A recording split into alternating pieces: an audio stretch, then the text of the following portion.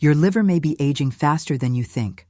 Everyday sugars, sauces, and oversized drinks can quietly drain energy and raise risk after 50. I'll guide you to simple, safe steps that I used to think liver health was only a concern for people who drank too much. Then I noticed something quieter, almost easy to miss. Afternoon slumps after a healthy turkey sandwich and a diet soda. A heavy feeling after weekend pancakes drowned in maple syrup. That bloated, foggy vibe after a drive-through dinner. The liver doesn't send alarms. It whispers. And after 50, those whispers matter. Not in a dramatic way. This is not about fear, but in a practical, everyday way that can change how you feel this month. Let me set the stage clearly and safely. This is educational guidance, not medical advice. The amounts you use and the way you prepare your food matter a lot. If you live with a health condition, take medications, or have questions, talk to your clinician before changing your routine. I'll keep everything here simple, doable, and grounded. And if you stay with me to the end of the full content, I'll share a useful bonus. A small, realistic add-on you can do at home to multiply your results without fancy products. Here's the honest truth I learned the awkward way. The liver can work beautifully for decades, but it hates being overloaded with surprises. In North American life, there are plenty of those surprises. Bottomless soda refills, sweetened iced coffee with 3 pumps of syrup, fat-free snacks that hide more sugar than dessert, and sauces that turn a grilled chicken breast into a sugar-glazed treat. None of these are moral failures. They're just tiny nudges, repeated often, that teach the liver to store more and clear less. After a while, energy dips feel normal, and we blame age. Yet what's wearing us down may be our routine. So I did an experiment. For a week, I didn't buy new supplements. I didn't sign up for a boot camp. I simply started paying attention to 3 daily moments: breakfast, the afternoon beverage, and dinner. At breakfast, I kept the comfort but cut the hidden sugar. If I wanted toast, I chose a bread with short ingredients I could pronounce and added a smear of real peanut butter. No honey swirl, no extra jelly. If I wanted cereal, I aimed for something closer to oats than candy, then added cinnamon and a handful of walnuts. When I wanted pancakes, I made them smaller and put the maple syrup on the side, dipping the fork instead of flooding the plate. Tiny actions, but they add up. In the afternoon, I swapped the sweet drink for something that felt like a treat without the sugar surge. Sparkling water over ice with lemon hits the same craving for fizz as a soda. Unsweetened iced tea with a slice of orange feels like summer and doesn't leave me dozing at my desk. If I wanted coffee, I took it simple. More on that later. No moralizing, just strategy. At dinner, I looked at the sauces and sides. In the US, it's normal to drizzle ketchup, barbecue sauce, or sweet chili on everything. I started tasting my food before adding extras. When I did use a sauce, I measured a spoonful instead of a long squeeze. If I felt hungrier after a busy day, I filled half the plate with vegetables first. Roasted broccoli, or a quick coleslaw with yogurt, lemon, and a pinch of salt. It turns out my liver loves crunch and bitter notes. Those flavors encourage me to slow down, and they pair well with protein. None of this is dramatic. That's the point. The liver likes steady, boring excellence. It thrives when breakfast doesn't cause a sugar wave, when your afternoon drink doesn't sneak in a syrupy load, and when dinner keeps the condiments in check. Sleep improves. That heavy feeling fades. And yes, it's okay to enjoy maple syrup on a Sunday, just not in a bottomless pour. Now, a gentle but important note about safety. Food and drink sound harmless, but the details matter. Portion sizes, how concentrated a juice is, whether a natural sweetener is still added sugar, and how a condiment combines with alcohol or over-the-counter pain relievers later in the evening. Please be thoughtful with quantities and preparation. If you're managing blood sugar, heart rhythm, or digestion issues, go slowly and personalize. I also promised progressive revelations, and here's the first one. Not all sugars behave the same inside your routine. The liver reacts differently to liquids than to the same calories in a mixed meal, and everyday condiments contribute more than most of us guess. When I realized where the real load was coming from, I stopped fighting breakfast and started fixing the drinks and sauces. Energy steadied, and, this felt almost unfair, my cravings got quieter without willpower drama. Think of this as building a friendly environment for your liver. Hydrate with water or fizzy water most of the day. Eat the fruit rather than the juice. Keep dessert meaningful instead of constant. Give your plate some color and crunch. And stay for that bonus at the end of the series, a simple kitchen routine you can tack onto your day to boost everything you're learning. There is something else worth keeping in mind. The reason I'm careful and calm about this topic is that ignoring the basics doesn't just slow your progress. Over time, it can push the liver to work harder than it should, and that's not a direction we want. Again, no scare tactics, just a practical truth I wish I'd taken seriously sooner. To move forward, we're going to look straight at a common culprit that wears a friendly mask in the modern pantry and in the coffee shop line. Learn it once, and you'll start seeing it everywhere, which makes better choices automatic. The next tip is one of the most important, and ignoring it won't just limit your results. It may also bring unwanted side effects, so please listen with care. Picking up from the moment those quiet signals became impossible to ignore, I followed the trail to the places I visit every day: the pantry, the condiment shelf, and the coffee counter. What I found wasn't a dramatic villain. It was a friendly face wearing the wrong costume. In North American kitchens, added sugars show up in small, constant ways. The whole grain bread that tastes like cake, the ketchup that turns a burger into dessert, the barbecue sauce we paint on chicken and ribs, the vanilla creamer that tips a simple coffee into liquid candy. None of these are evil, and there is no judgment here. But for a liver trying to age gracefully after 50, the steady drip matters more than the occasional slice of birthday pie. Here's why this is worth your attention. Your liver manages energy traffic like an air traffic controller. When sugar arrives in a rush, especially in liquids, it has to work fast to route that traffic safely. A mixed meal with protein, fiber, and fat rolls in like a manageable queue. A big sweet drink roars in like a surprise thunderstorm. The system can handle both, but one asks for overtime. If the overtime becomes daily, the controller gets tired. So we start with the easiest lever: drinks and sauces. The goal isn't deprivation, it's design. If soda is part of your lunch habit, try a simple two-step. Swap your usual for sparkling water with lemon on weekdays, then choose a smaller soda on Saturday if you still want it.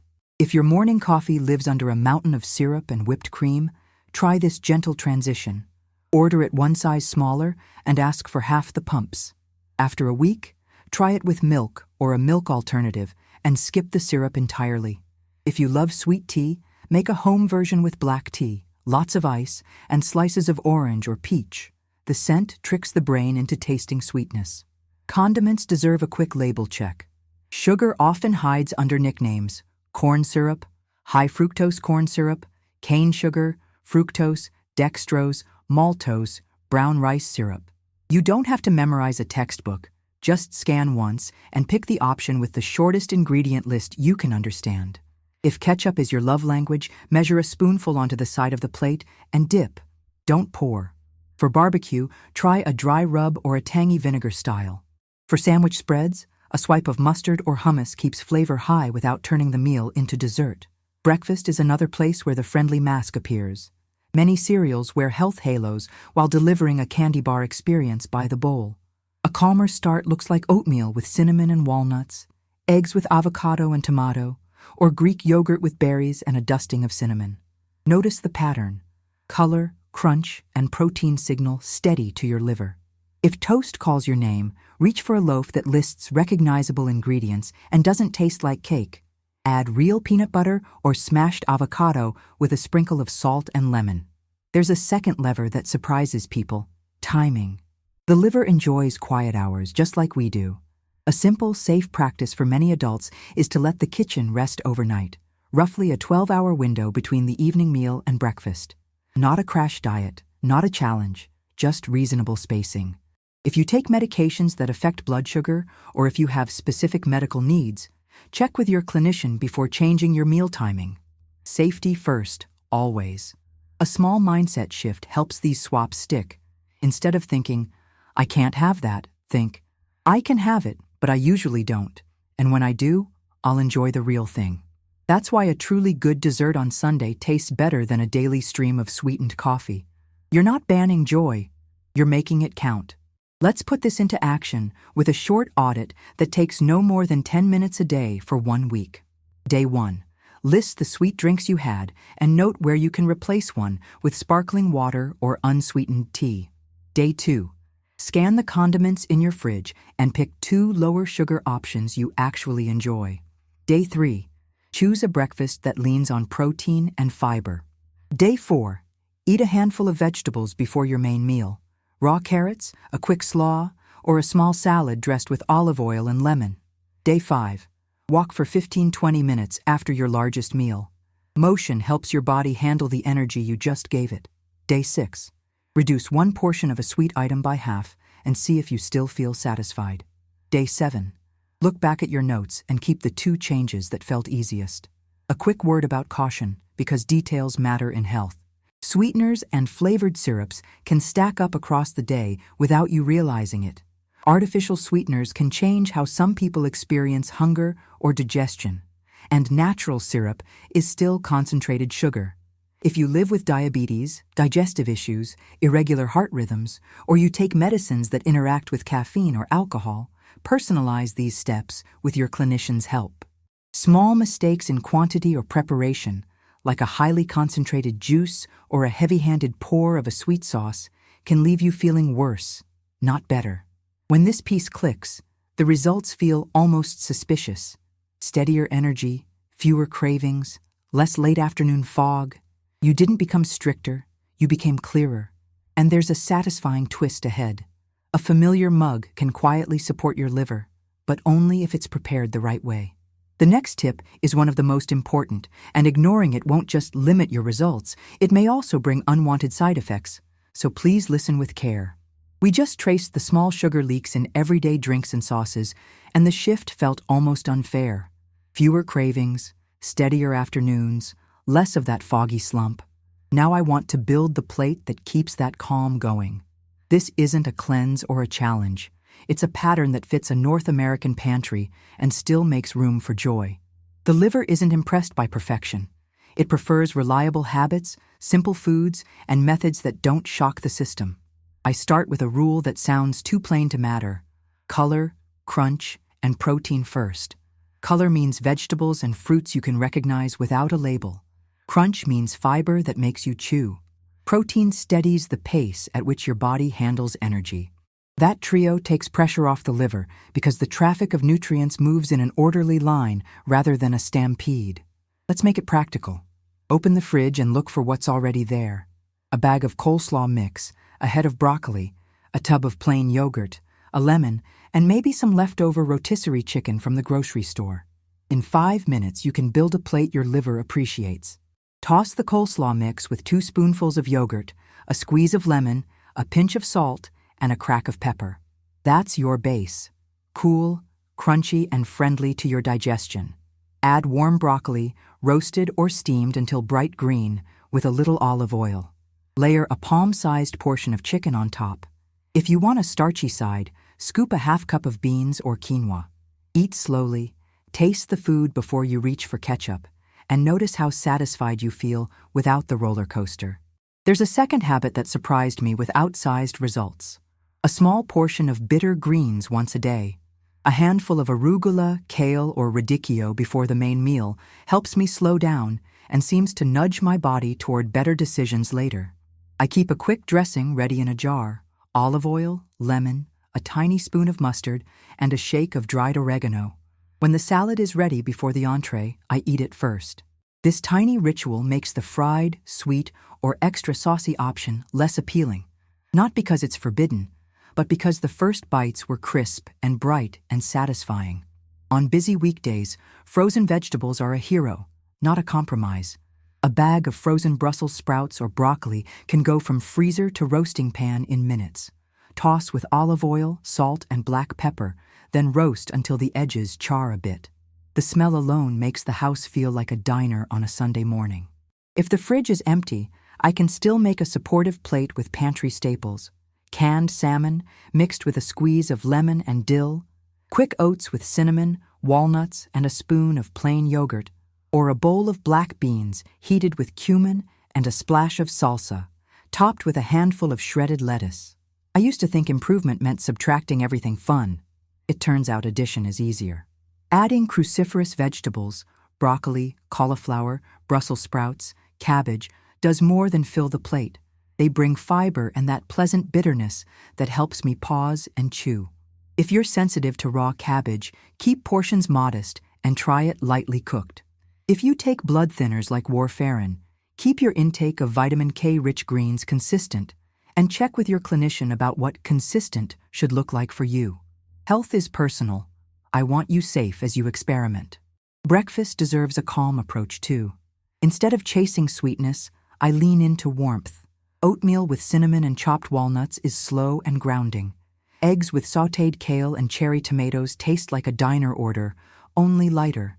Greek yogurt with berries and a spoon of chia seeds gives me that creamy, crunchy contrast and keeps me stable until lunch. If you love toast, choose a loaf with simple ingredients and top it with real peanut butter or smashed avocado and a squeeze of lemon. A little salt wakes it up without turning breakfast into dessert. Timing matters, but it doesn't need to be extreme. Many adults feel better when the kitchen rests overnight, roughly a 12-hour stretch between the last meal of the evening and breakfast. That pause gives your body time to do behind-the-scenes maintenance. If you take medications that affect blood sugar or have medical conditions that change how you should eat, personalize this idea with your clinician. The point is calm consistency, not heroics. A word on protein: you don't need a bodybuilder's routine to support your liver. You do want reliable sources that don't require heavy sauces to taste good. Think salmon baked with lemon, canned tuna packed in water with a drizzle of olive oil, chicken thighs roasted with paprika, or a bean and corn salad tossed with lime. Nuts are helpful but potent. Keep a small handful as you're serving. If you enjoy dairy, plain yogurt or cottage cheese works well. Go easy on added sugars by flavoring with cinnamon or fresh fruit. Small rituals hold this together. I keep a bowl of washed veggies at eye level: carrot sticks, snap peas, cucumber slices, so the first snack I see is the one that helps. I set out a small dish for sauces and measure rather than pouring freely. I pour sparkling water into a glass with ice and lemon so it feels like a treat, not a punishment. And I plan for dessert once or twice a week, choosing something excellent and eating it without multitasking. So sweetness is an event rather than the background noise of my day. Caution deserves space here. Some people feel bloated with a sudden jump in fiber. If that's you, increase portions gradually and drink water alongside meals. If you live with reflux, very spicy or acidic foods can bother you. Adjust the dressing, roast rather than eat raw, and see what feels good. If you have issues with blood sugar or digestion, the size and timing of meals matter. Keep notes for a week and notice which combinations make you feel steady. When this pattern clicks, the feeling is quiet but unmistakable. Meals that used to leave you heavy now leave you clear. The late-night kitchen visit becomes optional rather than automatic. Energy stretches further into the afternoon. You didn't become stricter. You built a plate that cooperates with your body. And there's a simple kitchen upgrade that can amplify all of this. A familiar mug on your counter can quietly support your liver, if you prepare it the right way. The next tip is one of the most important, and ignoring it won't just limit your results. It may also bring unwanted side effects, so please listen with care. Let's look directly at a common confusion: the idea that a special tea or a 3-day cleanse can detox the body. Your liver is the detox. It's the quiet professional that clears what doesn't serve you, hour after hour, year after year. The best way to support that work isn't shock and awe. It's steady choices that reduce the load and respect your biology. When I finally believed that, my routine got dramatically simpler and kinder. I begin with a checklist that takes 5 minutes to think through and saves days of frustration later. First, the basics we touched on. Keep sweet drinks occasional and measured. Let the kitchen rest overnight if that's safe for you. Give your plate color, crunch, and protein. Those 3 moves already lighten the liver's to-do list. Now, add the part most people overlook. Be careful with what you mix into your day without thinking. Over-the-counter remedies, supplements that promise too much, and energy drinks that feel like just a boost. Details matter here, so let's be clear and calm. Acetaminophen, often labeled APAP on combination products, is a common ingredient in pain relievers and cold and flu formulas in North America. Used as directed, it can be helpful. Trouble starts when doses stack: a headache tablet at noon, a nighttime cold medicine at bedtime, and a couple of drinks on the weekend with barbecue. The liver has to process all of it. You don't need fear. You need a plan. Read labels. Avoid taking multiple products that contain acetaminophen at the same time, and never combine heavy drinking with these medications. If you take other prescriptions, ask your clinician or pharmacist to double-check interactions. Supplements deserve the same scrutiny. Natural does not mean risk-free, especially in concentrated extracts. High-dose green tea extract, niacin in some metabolism formulas, and megavitamin blends can upset your stomach or stress your system. If a bottle promises miracles in weeks, your skepticism is a strength. Favor whole foods first.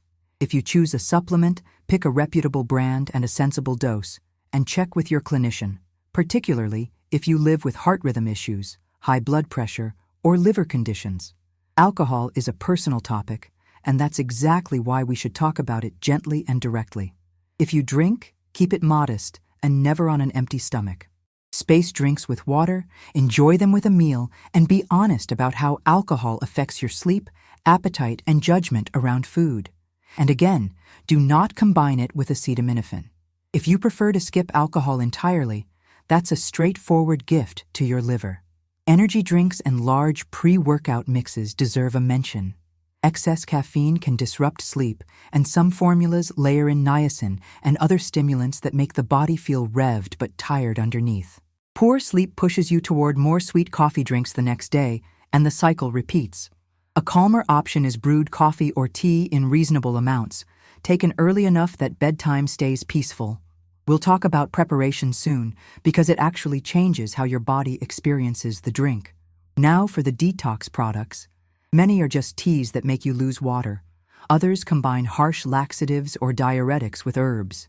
That can leave you exhausted, irritable, and less nourished. Exactly the opposite of what a hardworking liver needs. Instead of a cleanse, try a 3-day reset that respects your physiology. Cook at home, drink water when you wake and between meals, build plates with vegetables first, protein next, and starch in a supporting role. Walk for 15-20 minutes after your largest meal. Keep snacks simple: a small apple with peanut butter, plain yogurt with cinnamon, or a handful of carrots with hummus. You'll feel better because you're fueling smarter, not because you forced anything dramatic. Sleep, movement, and stress management deserve real attention. The liver's job is easier when hormones that affect appetite and blood sugar follow a predictable rhythm. Aim for a wind-down routine most nights. Dim the lights, reduce screens for 30 to 60 minutes, and keep the last meal of the evening on the lighter side. Movement doesn't need to be intense to be effective. A daily walk, some light resistance work with bands, or carrying groceries up the stairs all send strong signals that your body is using what you feed it. Stress is quieter but powerful. Short breathing breaks, a call to a friend, or 5 minutes outside can keep tension from steering you into the snack cabinet. Cooking methods play a part too. Frying adds energy density without adding fullness. Grilling and roasting are flavorful. Just go easy on the sugary sauces that tend to pile on. Sauté with olive oil, finish with lemon, and taste before reaching for condiments. If you love a classic American barbecue, build your plate thoughtfully. A palm-sized portion of protein, a heap of slaw dressed lightly with yogurt and vinegar, grilled vegetables, and a measured spoon of sauce on the side for dipping instead of drenching. Real life, not a diet. I want to underscore safety because it's easy to miss the small things that matter. Concentrated juices can deliver more sugar than you planned. Healthy smoothies can stack fruit, juice, sweetened yogurt, and honey into a dessert with a straw. Some herbal teas and essential oils interact with medications. Ingesting oils isn't necessary here. If you have diabetes, liver disease, heart rhythm concerns, or digestive conditions, tailor these ideas with your clinician so that serving sizes and timing work for you. Simple mistakes in preparation or quantity can leave you feeling worse. When you align these pieces, you notice a subtle, welcome shift. Meals feel cleaner, sleep is less interrupted, morning energy arrives without drama. The biggest secret is that there is no single secret, just a handful of calm choices repeated often. And then there is one more lever many people overlook. A familiar, comforting drink that, when brewed thoughtfully, can support the very organ we're caring for. The next tip is one of the most important, and ignoring it won't just limit your results. It may also bring unwanted side effects, so please listen with care. I promised a familiar comfort could quietly support the organ we depend on every day, and the clue is probably sitting on your counter right now. A simple mug can tilt the day toward clarity or toward a slow slide into cravings, depending on what goes inside and how it's made. I'm talking about coffee, the kind that lifts the fog, pairs with a morning walk, and, when prepared thoughtfully, fits beautifully into a routine that respects your liver. No drama, no miracle claims, just a practical, everyday ally. If you're used to hearing mixed messages about coffee, you're not alone. For years it was painted as a culprit. Then it was crowned a hero. The truth is quieter. Coffee is a complex beverage with thousands of compounds. Some of them are aromatic and delightful. Some are naturally occurring oils that change how your body handles fats.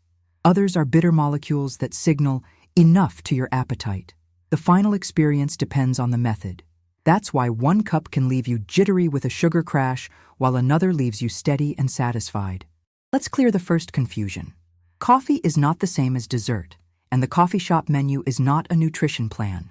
A large latte with flavored syrup, whipped cream, and a caramel drizzle is closer to a milkshake than a mug of coffee. If that's your daily habit, a gentle transition helps. Step down in size. Ask for half the pumps. Switch the whipped topping for a dash of cinnamon.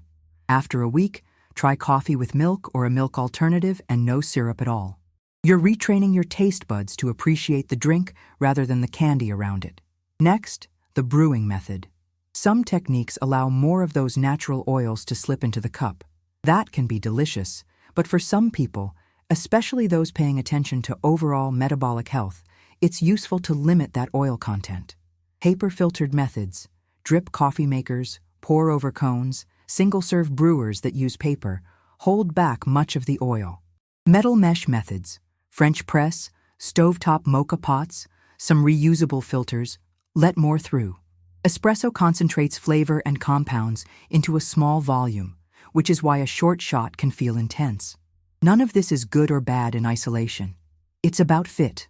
If your goal is a calmer routine with steady energy and fewer detours into sugary snacks, paper-filtered coffee is often the easier partner. Quantity and timing are part of the picture. Many adults feel well with 2 to 3 average cups across the day, earlier rather than later.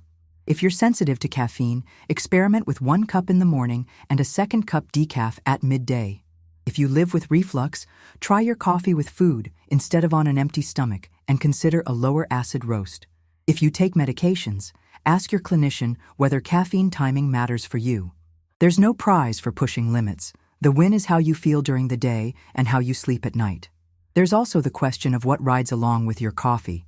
Sweetened creamers seem harmless, but a few tablespoons can stack up to dessert-level sugar by lunchtime. A simpler approach is milk or an unsweetened alternative, plus cinnamon or a light dusting of cocoa powder. If you want a hint of sweetness, add a splash of plain milk and let a single square of dark chocolate melt on your tongue while you sip. The contrast gives the pleasure without turning the mug into a candy bar. Hydration plays a quiet role. Coffee doesn't have to dehydrate you, but it also doesn't replace water. I keep a glass of water next to the mug and alternate sips. That tiny habit keeps headaches away, makes me less likely to reach for a second pastry, and helps the day feel smoother. If you're someone who forgets to drink water, fill a bottle in the morning and finish it by early afternoon, then refill and keep it nearby. Small, boring wins are underrated. Safety deserves a clear moment. If you have irregular heart rhythms, anxiety that spikes with stimulants, pregnancy, or certain digestive conditions, your relationship with caffeine should be personalized. Decaf prepared with the same thoughtful method can be a great option. If you find yourself relying on coffee to mask fatigue day after day, the issue might be sleep, stress, or skipped meals. You don't fix a tired body by adding more espresso.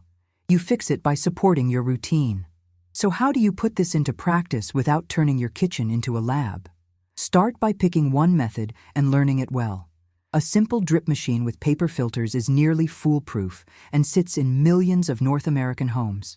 Use fresh, medium grind beans. Aim for a medium roast to balance flavor and smoothness.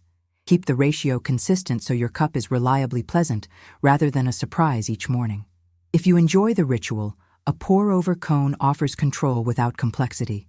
Pre-wet the paper filter, add your grounds, pour hot water slowly in circles, and let gravity do the rest. The reward is a clean, aromatic cup that doesn't need a costume to taste good. Pair your mug with choices that help your liver like the earlier steps. A small bowl of oats with walnuts and cinnamon, eggs with cherry tomatoes, Greek yogurt with berries, or a leftover scoop of last night's slaw on the side of a sandwich. When the first meal is balanced and the coffee is gentle, your afternoon choices become easier. That's the real magic, aligning the day so you don't need heroic willpower later. There's one last mindset shift that keeps this habit sustainable. Think of coffee as a supportive companion, not a rescuer. Its job is to complement your routine, not compensate for skipped sleep, missed meals, or a parade of sweet drinks. When you honor that boundary, coffee becomes a steadying ritual rather than a roller coaster. We're building towards something specific, a clean, reliable way to brew that keeps the pleasant parts of coffee and tones down the parts you don't want. You'll see that small details, grind size, water temperature, filter choice, change the experience more than any syrup could. The next tip is one of the most important, and ignoring it won't just limit your results, it may also bring unwanted side effects, so please listen with care. This is where the pieces click. We've cleared the sugary noise from drinks and sauces, layered color and crunch onto the plate, respected sleep and timing, and learned to treat coffee as a companion rather than a crutch. Now it's time for the practical reveal that ties those ideas together. The way you brew matters, and small choices at the counter can make your cup work with you instead of against you. Begin with a calm setup. Choose a paper-filtered method. A drip machine or a pour-over cone are simple and widely available. Paper filters hold back much of the natural oil from the grounds, leaving a cleaner cup that many people find gentler. Use fresh medium grind beans. A medium roast gives balance without harshness. Keep the ratio consistent. About 1 level tablespoon of ground coffee per 5 fluid ounces of water. Or, if you like numbers, roughly 1/15 by weight, 10 grams coffee to 150 grams water. Heat water to hot but not boiling, around the point where it shimmers, not roars. If you're using a kettle with numbers, that's roughly 195 thus 205 degree Rica, 96 degrees Celsius. Pre-wet the paper filter to remove any papery taste, add the grounds, and gently pour in circles so the bed stays level. Give the coffee a moment to bloom, then continue pouring until you reach your amount. Keep the mug simple. Drink your coffee black or add plain milk or an unsweetened alternative. Skip syrups, whipped toppings, and candy-like drizzles. If you want a flavor note, a sprinkle of cinnamon or a light dusting of cocoa is enough. Savor the aroma. Half of the pleasure of coffee is smell, and your brain reads that as satisfaction. If you're sensitive to caffeine, make the second cup decaf, or keep to 1 cup and enjoy an herbal tea later. Quantity and timing are gentle levers, not tests. Many adults do well with 2 to 3 cups earlier in the day. If your sleep is fragile, keep caffeine to the morning. If your stomach notices acidity, try your coffee with food rather than on an empty stomach and consider a lower acid bean. If you take medications that interact with caffeine, or if you live with heart rhythm issues, anxiety, or reflux, personalize this routine with your clinician. This is guidance, not a prescription. Your comfort sets the limit. Here's the part that surprises people. The difference between paper-filtered and unfiltered methods isn't just taste. It's what rides along in the cup. French press and stovetop mocha are wonderfully aromatic, but daily use can concentrate natural oils in a way that doesn't suit everyone. That doesn't make them off-limits forever. It means they're best treated like a weekend treat rather than a daily habit if you're focused on steady metabolic health. When your baseline is a clean, paper-filtered brew, you'll likely need less sweetness to enjoy it. Now, pair the mug with choices that amplify the effect. A small, fiber-rich snack before or alongside your coffee helps keep energy steady. Oatmeal topped with walnuts and cinnamon, Greek yogurt with berries, a slice of whole-grain toast with peanut butter, or a quick bowl of last night's cabbage slaw dressed lightly with yogurt and lemon. If that slaw sounds unusual at breakfast, try it next to a turkey sandwich at lunch. It adds crunch and keeps sauces in check. Let's deliver the promised bonus, because simple structure makes new habits stick. Here's the 7-2-1 Boost protocol you can run for 1 week to multiply your results without gimmicks. 7 days of focus. Decide you'll be consistent from Monday to Sunday. No perfection test, just steady attendance. 2 servings daily of cruciferous vegetables. Think broccoli, cauliflower, Brussels sprouts, or cabbage. Raw or cooked, lightly seasoned. If raw cabbage bothers you, steam or roast it. 1 20-minute walk after your largest meal. Walk the neighborhood, loop the grocery store parking lot, or go up and down the stairs at home. Movement helps your body use what you eat. Add 3 tiny guardrails to keep it safe and simple. Keep coffee mostly paper-filtered. Limit sweetened sauces to measured spoonfuls. Leave roughly 12 hours between the evening meal and breakfast, if that's appropriate for you. If you live with diabetes, digestive conditions, heart rhythm concerns, or you take medications that interact with caffeine or alcohol, tailor these steps with your clinician so timing and portions work for you. What emerges after a week isn't fireworks, it's quiet reliability. Mornings feel cleaner, afternoons drift by without the urge for constant snacks, and evenings are less about rummaging through the pantry and more about a calm meal you can enjoy. Your liver appreciates patterns like that. None of this is a cure or a promise. It's a respectful collaboration with your biology. I want to close with a note on kindness. It's easy to turn health into a contest, but your body is not a project to win. It's a home to care for. Keep the friendly rituals. A glass of water on the counter, a bowl of washed vegetables at eye level, a measured spoon for sauces, and a favorite mug that reminds you to slow down. Layer these small decisions, and a younger-feeling liver after 50 stops sounding like a secret and starts looking like your everyday life. If this guidance helped you, share it with someone who lives on drive-through lunches and syrupy coffees. Tap the like so this message reaches more people, and subscribe to keep learning practical ways to support your health safely. Knowledge only creates change when it shows up in your routine, and you've already taken that first step.